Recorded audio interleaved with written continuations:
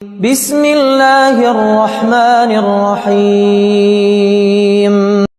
جب تمہارے پاس کچھ بھی باقی نہ رہے نا، تب بھی یقین رکھنا کہ تمہارے پاس اللہ رب العزت ہے۔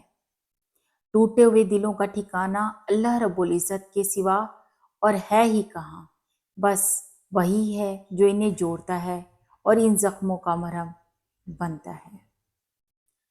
وہ الجبار ہے، وہ ہر اس ٹوٹی ہوئی چیز کو پھر سے جوڑ سکتا ہے جس کا جڑنا تمہاری نظر میں ناممکن ہے۔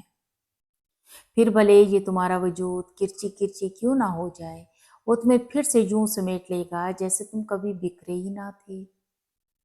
اور جب تم یقین رکھتے ہو تو اللہ رب العزت تمہیں یوں سنبھال لیتا ہے، پھر تمہیں گرنے کا خوف کبھی تنگ نہیں کرتا۔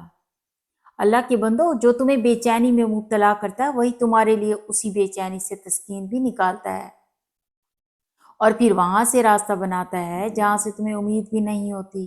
تو اگر تم چاہتے ہو کہ وہ تمہاری دعاؤں پر راضی ہو جائے تو پہلے تم اس کے فیصلوں پر تو راضی ہو جاؤ، اور اس کے مقررہ کردہ وقت کا انتظار تو کرو۔ تمہارا یقین اور تمہاری دعائیں ہی تمہاری حالات بدلتی ہیں اللہ کے بندو۔ اور جب اللہ رب العزت تمہیں خود سے رجوع کرنے کی توفیق دے دیتا ہے نا، تب وہ قبولیت کو تمہاری تمام دعاؤں کا مقدر بنا دیتا ہے۔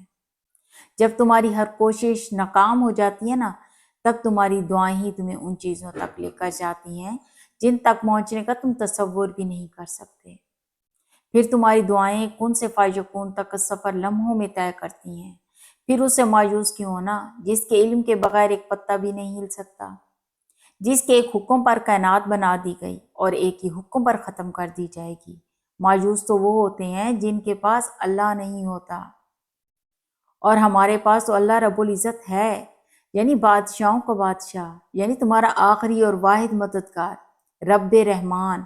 بس تم صبر کرو اور اس سے مانگو جس سے مانگ کر کبھی کوئی خالی ہاتھ نہیں رہا۔ بس ایک اللہ رب العزت ہی تو ہے جو تمہیں سب کچھ دے سکتا ہے،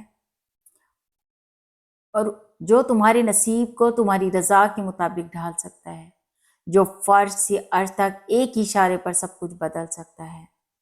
زندگی میں ایسا نہیں ہوتا کہ انسان کو سارا راستہ چھاؤں والا ہی ملے، کچھ دن ایسے بھی آتے ہیں جس میں دن بھی لمبے اور دھوپ سخت ہوتی ہے۔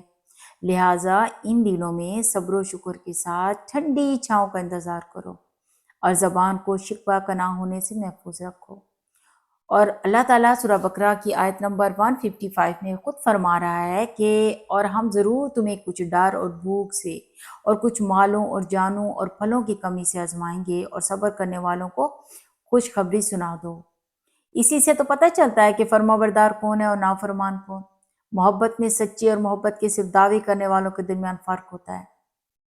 حضرت نوح علیہ السلام پر اکثر قوم کا ایمان نہ لانا، حضرت ابراہیم علیہ السلام کا آگ میں ڈالا جانا، فرزند کو قربان کرنا، حضرت ایوب علیہ السلام کو بیماری میں مبتلا کیا جانا، ان کے اولاد اور اموال کو ختم کر دیا جانا، حضرت موسیٰ علیہ السلام کا مصر سے مدین جانا، مصر سے ہجرت کرنا، حضرت عیسیٰ علیہ السلام کا ستایا جانا، اور انبیاء کرام علیہ السلام کا شہید کیا جانا، یہ سب آزمائشوں اور صبر ہی کی تو مثالیں ہیں اللہ کے بندوں۔ اور ان مقدس ہستیوں کی آزمائشیں اور صبر ہر مسلمان کے لیے ایک نمونے کی حیثیت رکھتی ہیں۔ لہٰذا ہر مسلمان کو چاہیے کہ اسے جب بھی کوئی مصیبت آئے اور وہ کسی تکلیف یا اذیت میں مبتلا ہو تو صبر کرے، اللہ تعالیٰ کی رضا پر راضی ہو اور بے صبری کا مظاہرہ نہ کرے۔